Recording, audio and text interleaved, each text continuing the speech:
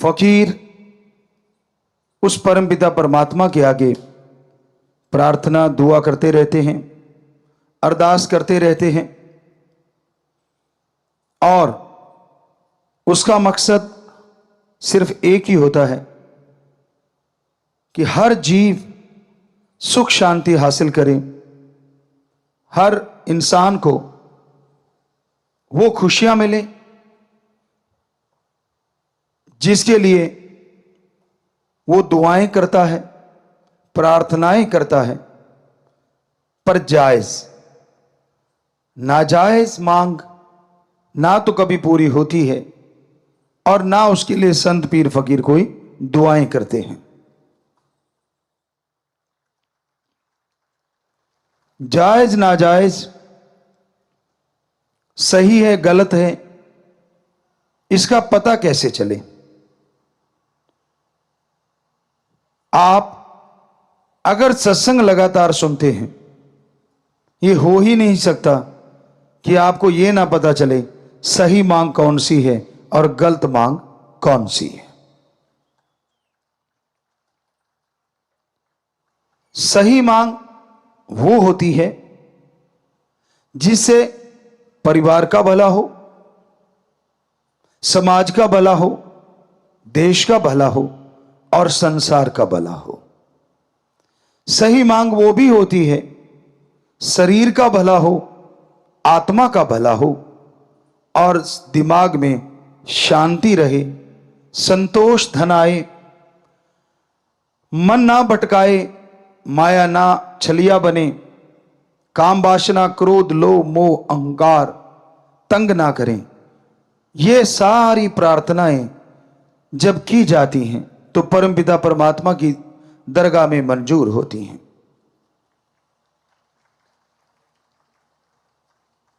इसके अलावा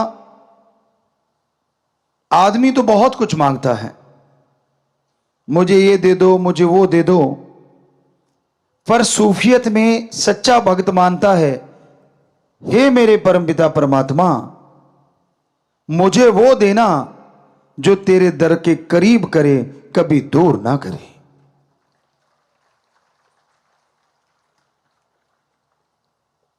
बहुत धन दौलत आ गई लोगों के पास, ऐशो आराम के साधन हो जाते हैं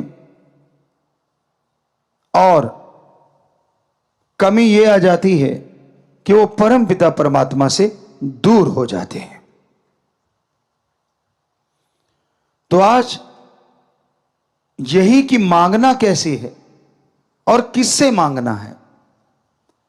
वैसे तो समाज में रहते हुए आप समाज से मांगते रहते हैं, लेन देन चलता रहता है, पर वो स्वस्थ तरीके से लेन देन हो। जुबान के पक्के बनो, और जो जुबान के पक्के होते हैं उन पे ही समाज में विश्वास किया जाता है, यकीन किया जाता है। जो जुबान के कच्चे होते हैं, घर वाले यकीन नहीं करते, समाज तो क्या करेगा। पुराने समय में हमारे भारत में यह संस्कृति रही है कि दो दोस्त एक दूसरे को जुबान दे देते थे छोटे छोटे बच्चों के लिए कि भाई अपनी दोस्ती है, तेरा बेटा और मेरी बेटी की शादी आपस में करेंगे ताकि ये रिश्ता और मजबूत हो जाए। तो दोनों हाथ मिलाया या यूं कह दिया कि हाँ पक्का, और फिर 100% वो पक्का होता था, उसमें कच्चापन नहीं आता था। आज पहली बात तो जुबान ही नहीं रही, जुबान करके लोग मुकर जाते हैं। दूसरी बात, जुबान को छोड़ो, लिखा हुआ मुकर जाते हैं। ऐसा टाइम है, ऐसा समय है। प्यारी साध संगत जियो, इंसान जब मांगने बैठता है उसे यह लगता है कि मैं तो जायज ही मांगता हूं, नाजायज मांगता नहीं। आप उस बच्चे की तरह हो जो छोटे से होता है, बिल्कुल छोटी सी उम्र में सांप को देख के कहता है मैंने पकड़ना है, कोयले को देख के कहता है मैंने खाना है। तो क्या अच्छे माँ बाप आप में से अपने बच्चों को वो खिला देंगे? क्या आप अपने बच्चे के हाथ में सांप पकड़ा देंगे? कभी नहीं। तो परम पिता परमात्मा तो आपकी आत्मा का मां बाप है, आपकी आत्मा का साईं है। आप नाजायज मांगेंगे तो वो आत्मघात के लिए कभी भी आपको नहीं देगा, अगर आप भक्त हैं। और अगर मालिक को लगता है कि आपके लिए सही है, लगता नहीं, वो तो जानता है, तो पल में वो आपकी इच्छा चुटकियों में पूरी कर देगा। पर कई बार होता है, आदमी कहते ये मांग तो हमारी सबसे श्रेष्ठ और जायज। आप नहीं समझ सकते, वो मांग जायज है, सर्वश्रेष्ठ है, 100% सच, और मालिक अल्लाह राम 100% पूरी भी करता है, लेकिन थोड़ा आगे पीछे होता है। तो उसमें घबराओ नहीं, बल्कि सुमरन, अखंड सुमरन, सेवा में लगे रहो, इबादत करते रहो, भक्ति करते रहो।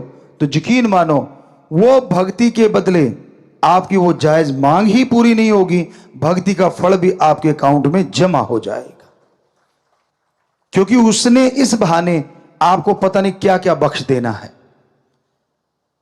आप अपने सतगुरु से प्रीत करते हो, यानी ओम हरि अल्लाह राम से या गुरु पीर फकीर से प्रीत रखते हो, उसके लिए तड़फते हो और सुमरन करते हो कि मेरी क्यों नहीं सुनता।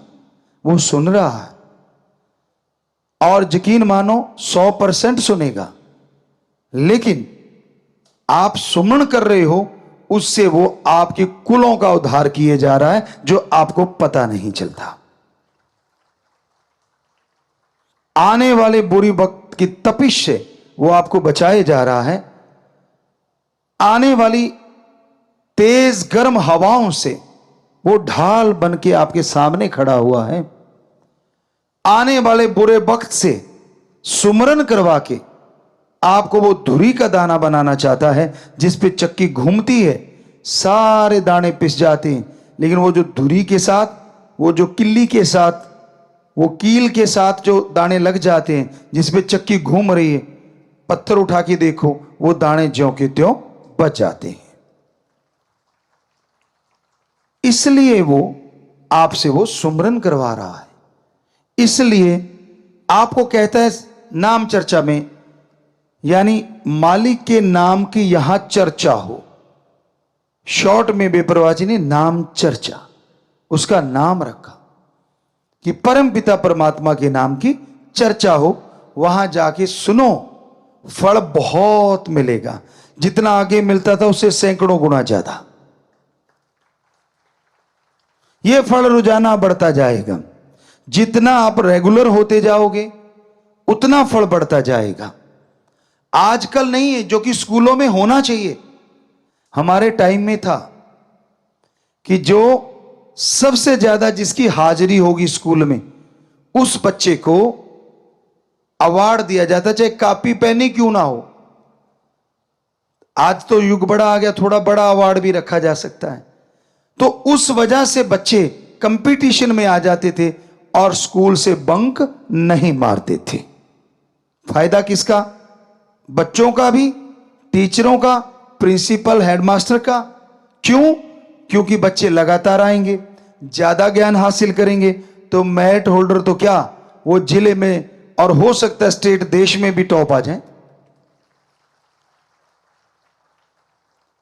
आज के युग में हमने देखा बच्चे बंक मार के अपने आप को बड़ा साबित करते हैं कि मैंने इतने बंक मारे हुए हैं। उनको लगता है मैंने बहुत बड़ा काम कर रखा है। यह नहीं पता कि आपने अपने एम के अंदर सुराख कर रखा है।